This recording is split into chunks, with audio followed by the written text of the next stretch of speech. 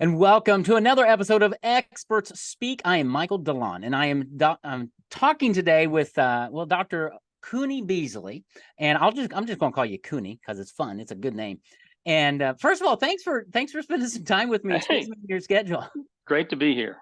It is going to be really fun. So I don't know that I've ever had anybody on my podcast who does what you do. So it's going to be great because he's going to share with us today how you can pay for college without using your own money. And I think that's really, really cool. It's a great topic. And hmm so I want to dive in pretty quickly. But as we do that, tell me, Kuni, how in the world did you get to doing what you do today? Well, it started all the way back when I was in high school. I had to figure out how to pay for college.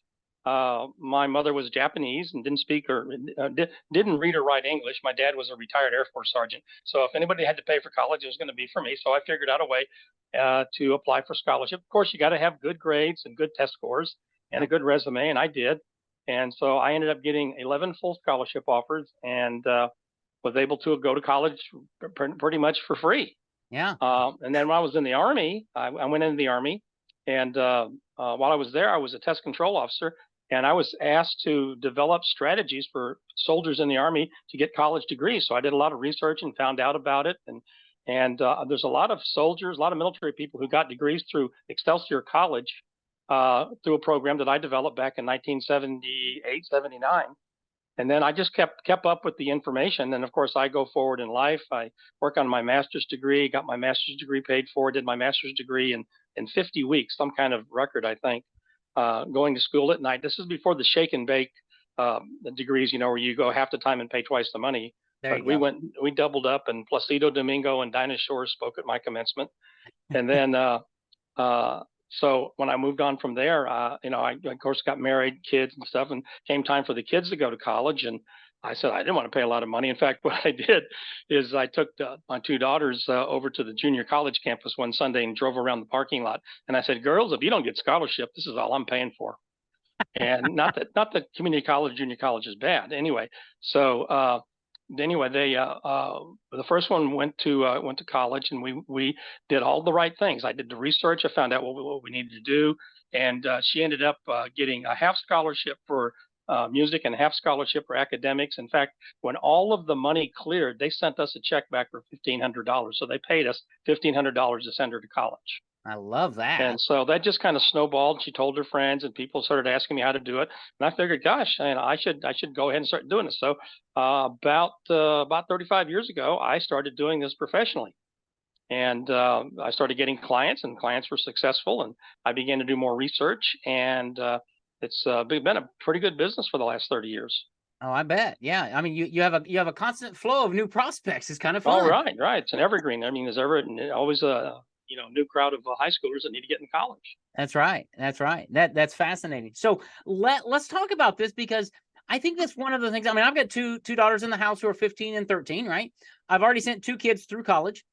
Now, fortunately, they got lots of scholarships and things, so it didn't cost us hmm a ton of money, but we didn't have a real strategy behind it. We kind of almost fell into it. And something tells me you've got a little bit better strategy than that, right? Right, right. Well, see, we classify money for college. We use the acronym MONEY, MONEY, and there's five categories. The number one, M, is merit money. Now, this has nothing to do with your income. It's academic merit, athletic merit, artistic merit. I mean, when I say artistic merit, we got a girl into UCLA on a full scholarship on a theater costuming scholarship. There's those kinds of strange Yeah. scholarships out there, and then affiliation, association, activity scholarships. I mean, yearbook people can get scholarships. So we find out what the institution has, what merit scholarships are available, and then we target those. And then next we have opportunity money. This is work study. This is ROTC. The military, by the way, is the biggest single provider of educational funding. So, Oh, wow. there's ROTC, there's employer benefits, things like that. We look at how to structure a strategy if we're going to use opportunity money. Then is need based. Now, need based does not mean needy. Okay, I had three people in my family in college at the same time, Yeah. and I filed the FAFSA, and the FAFSA said I should be able to pay $36,000. Well, I was paying out over $70,000, and so my need was well over $36,000, and so everybody got grants and everything like that for the. I had two daughters, and my wife was in college, and we received grants and then scholarships and everything like that on top of that. And so we pretty much didn't pay for. Well, let me put it to you this way: when I met my wife, she was a high school dropout. 2014, she graduates from Harvard with honors. Wow. My cost for Harvard was $22,000. Most of that was the apartment in Cambridge. I put her and her two daughters through college for less than $30,000. So there's just ways of doing it. In fact, one year, one of the daughters, we got so much funding that we got $12,000 more than it cost to go, and I had to pay tax on it because it was considered income. And so, so there's just ways of doing this. And so anyway, when you got the need-based money, then you have what's called entitlement money. This can be because you're a state resident, you're entitled to lower tuition in district for community colleges. Also, if you're a foster child or an adopted child, some states will waive tuition. If you're deaf or blind or something like that, there's all kinds of ways that you fit into an entitlement. Plus, GI Bill is an entitlement, certain types of federal programs, and then finally, why? Your own money. All the colleges will gladly accept your check, cash, or money order, or your credit card, but we want to minimize that. And there are some people who come to me and say, "Okay, my kid is really not the scholarship material, but we still want to get them through college," and so I chart a low cost, out of your pocket path for them. And I've had people go that route and spend less than $12,000 for college. Yeah. Overall, absolutely. $12,000. That's crazy. That's unheard of in today's environment, right? But it is possible. Yes. And everything that you listed there, I mean, it's intriguing, Kuni. What hits me is, I don't want to do all the research, right? And I think that's where you probably come in, is helping parents primarily, I'm guessing, and that's what I'd love to talk more about, is navigate this whole thing. So is that the target audience, or parents of students, number one? And number two, when should they start asking questions and things? Yeah, we target parents because they're the ones that are going to have to eventually spend the money. And we start as early as the 6th grade. And so, yeah, we want to target. There's certain things you can start doing in the 6th grade that's going to really give you a good on-ramp for college. And so we will start that early. But the whole strategy thing, I mean, I tell you, I don't do all the research. I tie in and subscribe to at least 12 different other outfits that do the niche research that I do. We also use the common data set, which is the statistics that all the colleges put in. So you actually know what is really happening with the colleges, not what you're reading in a popular magazine. Right. And so, I have people that research. I have a lady that provides me a list of every single scholarship that's available in the country, and I pay for her that list. I mean, I don't have time to go through every website. Right. So, so there's, I have to tie into my research sources, and then I synthesize the information. I find out, what the family wants, what the student wants. So we look anywhere from people who want to go to Ivy Leagues, people who want to go to Tier 1s, people who want to go to service academies. I've got 5 people service academy bound right now.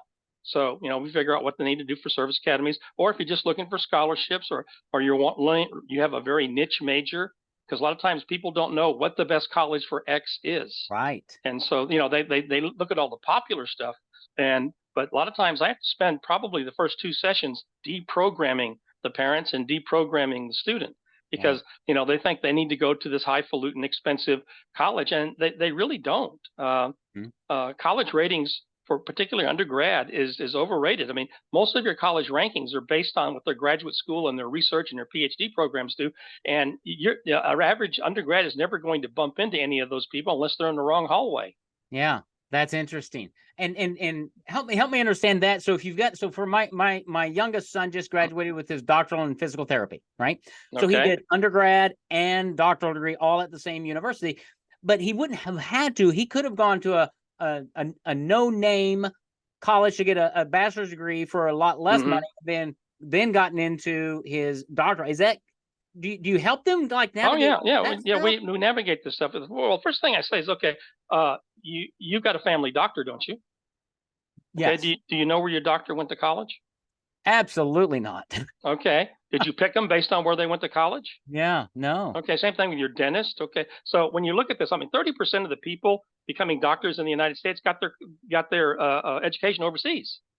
And I just went through a series of medical things, and one of my doctors went to Ross, which is in the the West Indies, Barbados, the college that had the highest pass rate for the medical boards, I think it was 2 years ago, was St. George's in Grenada. And see, my particular doctor got my cardiologist went to medical school in China. Wow. And so, a lot of people put a lot of emphasis on curb appeal. Yes, okay, there is a certain measure of curb appeal. I mean, let me put it this way. If you go to West Point, you will have a slight advantage in the Army.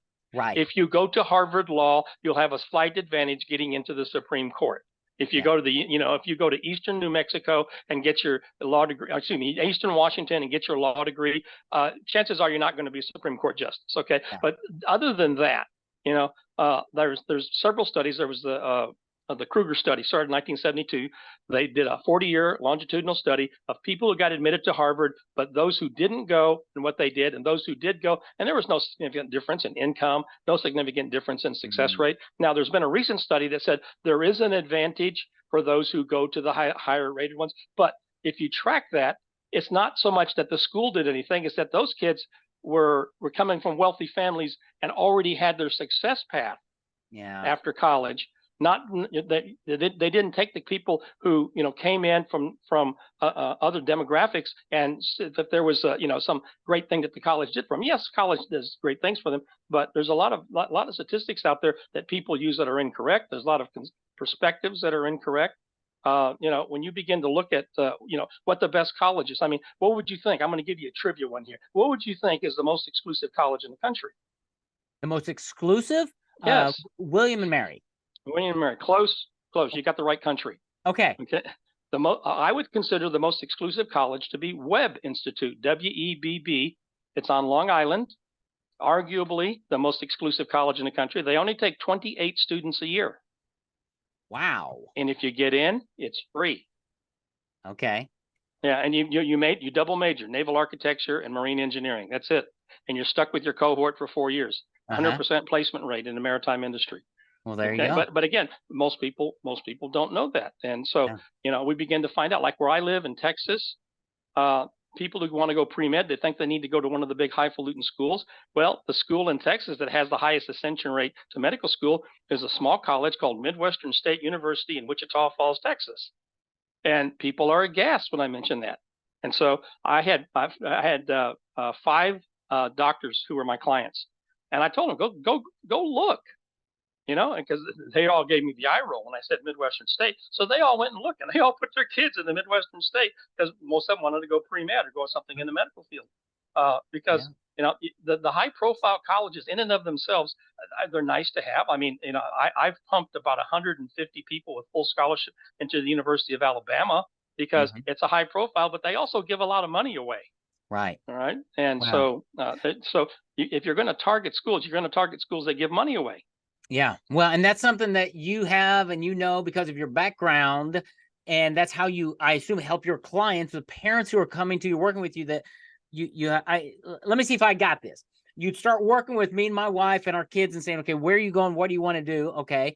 Now you've got all the research of the different colleges, and you'd bring to us, let's say, 8 colleges or whatever that kind of match, that have scholarship money, and you start the dance per se. Is that kind of how it works? It's kind of how it works. We start out a little earlier. See, we want to catch them as early as possible. We want to do some good resume building initially. So we want to get them in the President's Volunteer Service Award so that they can start getting the volunteer hours. And that's a national recognition, not a local recognition. So it's a national recognition. You actually get a letter from the president, a medal. And we want to get them in the congressional award program, where they're doing self-development, public service. And then if you hit the gold level, you're invited to Washington, D.C. Your congressman presents the award to you. Now, we've had cases, and I work with a lot of homeschoolers. About 20% of my population are homeschoolers. Okay. I've gotten homeschoolers into the Ivy Leagues, into the service academies. I mean, homeschoolers aren't supposed to be able to make it to the service academies, but I'm in the service academies. And I had one who was applying to Cornell. And he was from upstate New York, and he met with his congressman. His congressman said, "What are your college plans?" And stuff. Says, "I'm trying to get into Cornell." And he goes, "Oh, I went to Cornell." So his congressman wrote him a letter, and that's a letter that pumped him over into Cornell. Yeah. So you never know where you can. So you want to build the resume up with legitimate things. Yeah. And then in that process, then we start testing. We want the kids to be exposed to the SAT and ACT early.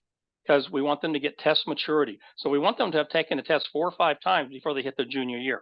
Okay. That way they're not going into panic. They're veterans when they take the test and most of our kids will take the test 6 or 7 times, because regardless of what these, the test optional and stuff say, the common data set, the statistics tell us that if you have a test score in the middle 50% band of colleges, you are half again as likely to be admitted than those who don't have test scores, even for these colleges that are test optional. And then, of course, California state colleges don't take any tests; they're test blind. But for the rest of the colleges, you're going to have a test score. That's going to add to your portfolio, as opposed to people thinking, I'm going to go in a wing and a prayer. That's how these highly competitive schools, the Ivy Leagues and the top tiers, have been able to significantly reduce their admission percentage, because more people are actually applying.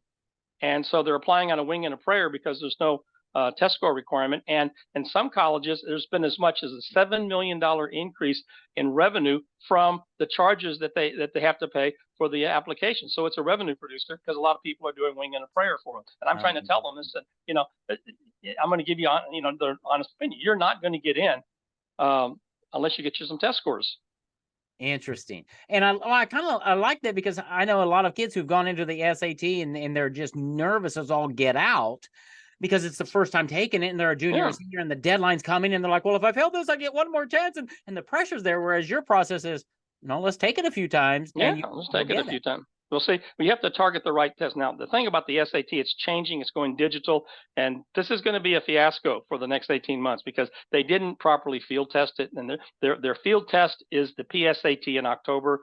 And we're already seeing problems with that. Yeah. But we're getting our kids ready for it. ACT is a little bit different. Now, in the past, the SAT, you had 3 times a year that you could get what was called a QAS, question and answer service. You get a copy of your test, copy of your answers, and it would isolate, specifically determine what you needed to work on. Now, ACT does it. It's called the TIR, Test Information Release. It's available 3 times a year. So we target those particular test dates. So we get a TIR back. It's like getting an MRI and a blood test. Got it. Yeah. So we know instead of just saying, well, you got a lower math score, you need to help your math. Well, that doesn't help. You got to say, you're having problems in trigonometry and in algebra. Yeah. And you missed this problem. And we also have a technique on how to answer the questions, where you teach them inductive and deductive reasoning to answer questions. About 80% of the math questions can be answered with deductive logic.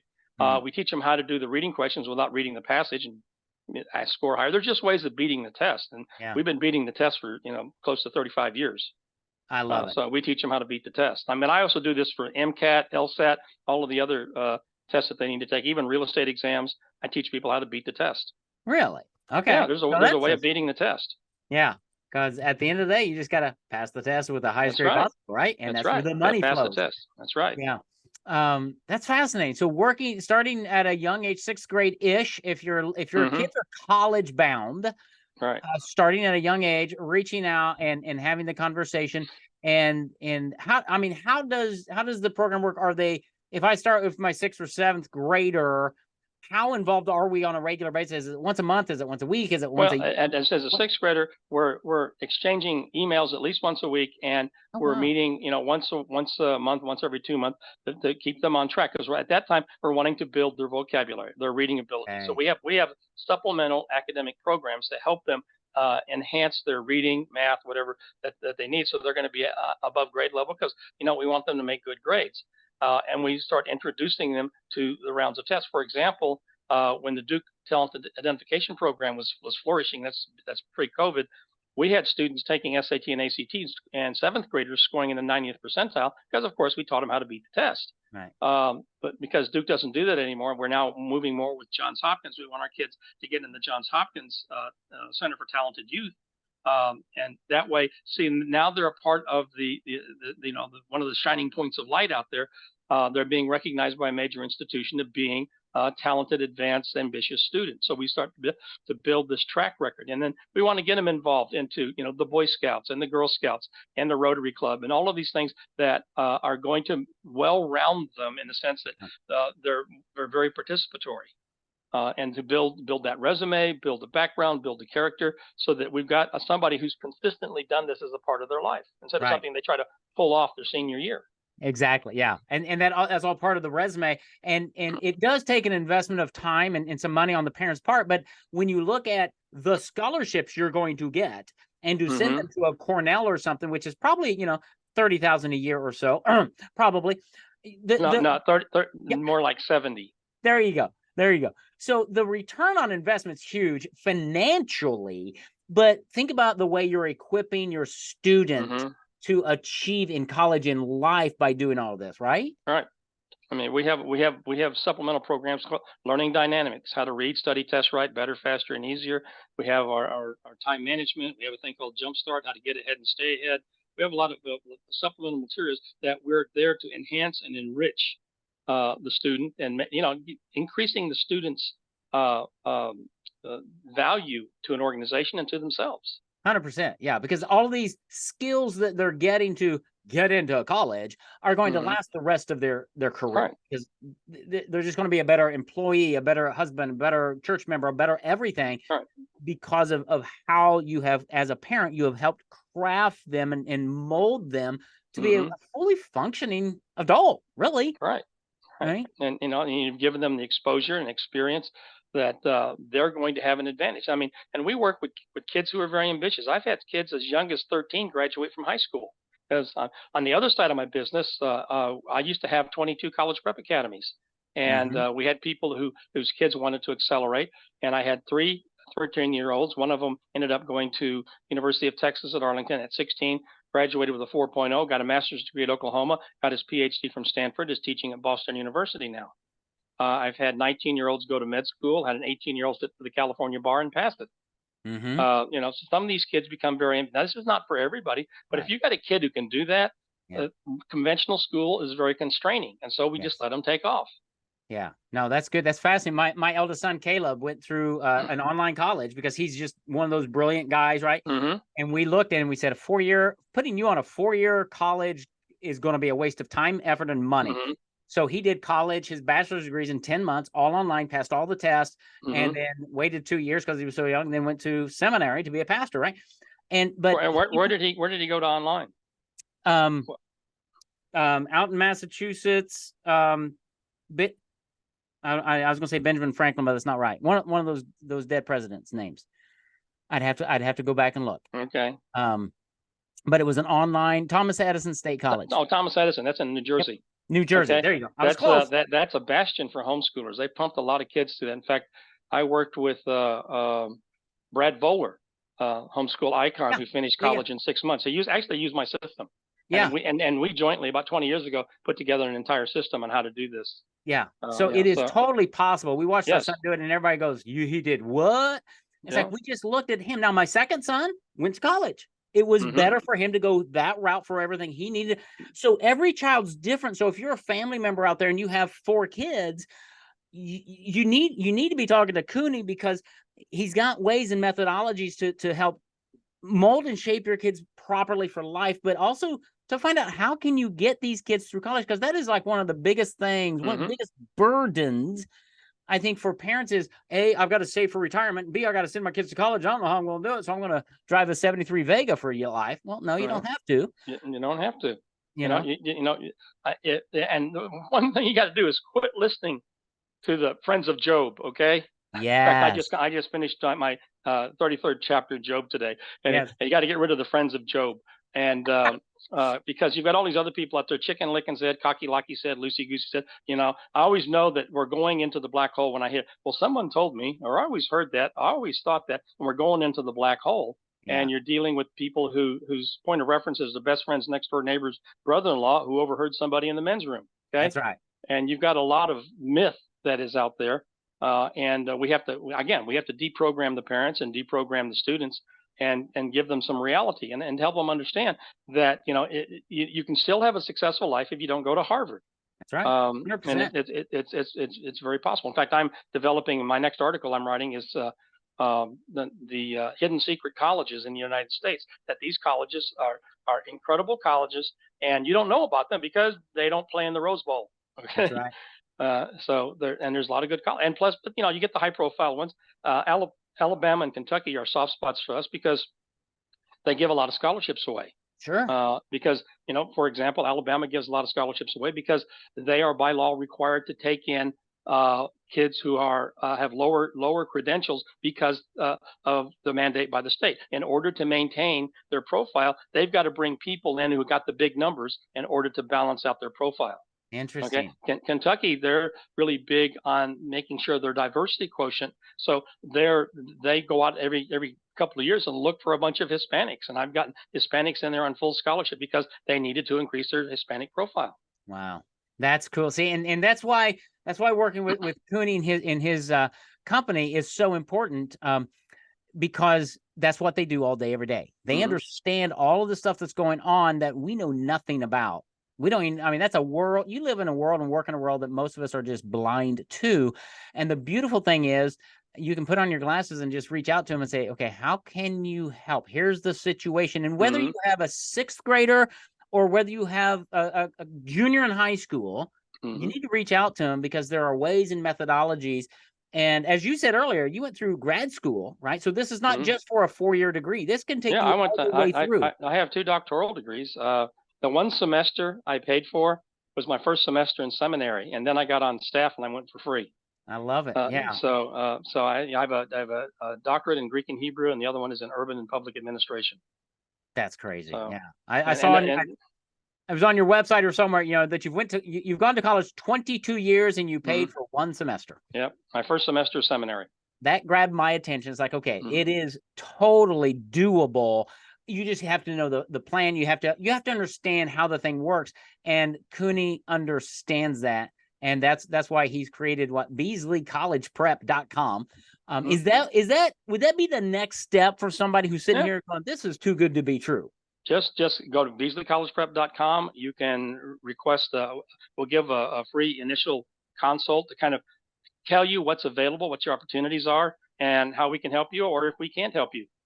Okay. Yeah. I mean, well, we pretty well can help everybody. I mean, one ironic thing is about 10 to 15% of our clientele base aren't going to college. They're looking for something other than college. So we do a lot of stuff with Mike Rowe from Dirty Jobs. I actually had my grandnephew get one of his scholarships to go into a trade. Some people, it's better for them to go into trade. And your average plumber, believe it or not, makes more than your average family practice doctor. Oh yeah. Okay? Oh yeah.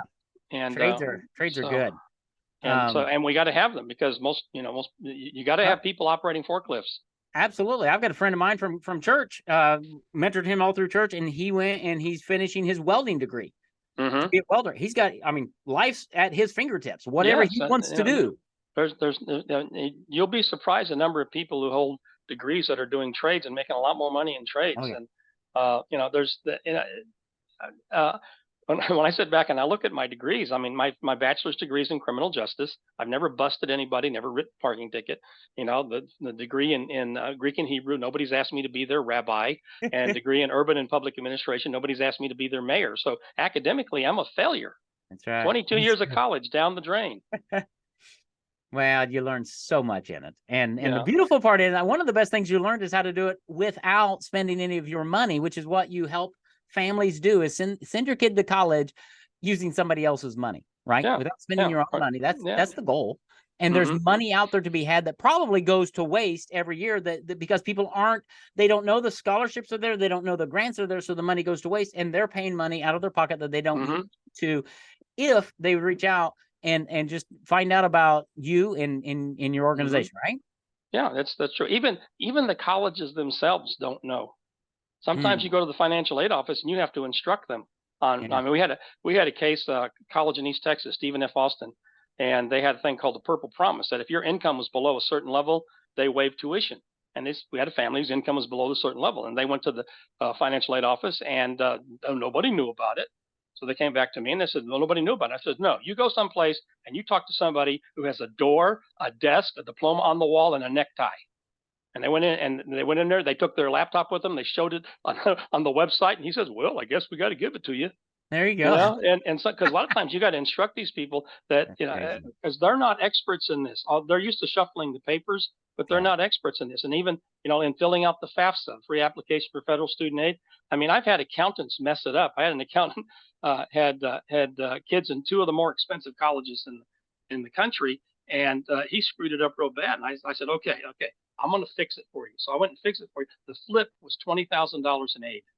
Wow. And just because some people, so all of our clients, we look at their FAFSA before it sends out. We make sure everything is clear. And because a lot of times people will screw it up. We have some parents who put in, where the student is supposed to put in their income, a parent puts in their income. And then, and No once wonder. you send that in, untying that is a Gordian knot. Yes, that's crazy. So there's a I always call it a rat maze, right? We're looking at rat mazes for people like me trying to navigate this. We think there's one or two options, and what Kuni is going to tell you is there are dozens and dozens of options, and he can help you navigate that for your specific student. And the pathway could be different for each of your students, and that's okay. There's money available to help you pay for college, educate your children, and equip them for life. Kuni, where do they go to find out more information? Just go to my website. Beasley College Prep, Beasley, Beasley College Prep.com. There's information there, and you can request counseling session. We'll get in and figure out what's going on, give you some ideas to work on. We have different levels of clientele, and some of the higher levels get filled up real quick. Sure. They just want to contact us, and we'll get something rolling for them. Awesome. I'm going to get that website. I'll put it in the show notes. So if you're listening to this, but you're driving or whatever, it'll be in the show notes. Beasley, collegeprep.com. And Dr. Kuni will help you figure out how to send your kid to college without you paying for it. That would be awesome. Kuni, thank you. This has been really, really intriguing and fun. You're a fun guy. You're a great communicator, and you're doing a lot of good in the world. Thank you. Thank you, Michael, for having me here. It's been enjoyable. You are quite welcome. Go to BeasleyCollegePrep.com. Thanks for listening to Experts Speak. We'll be back again next week.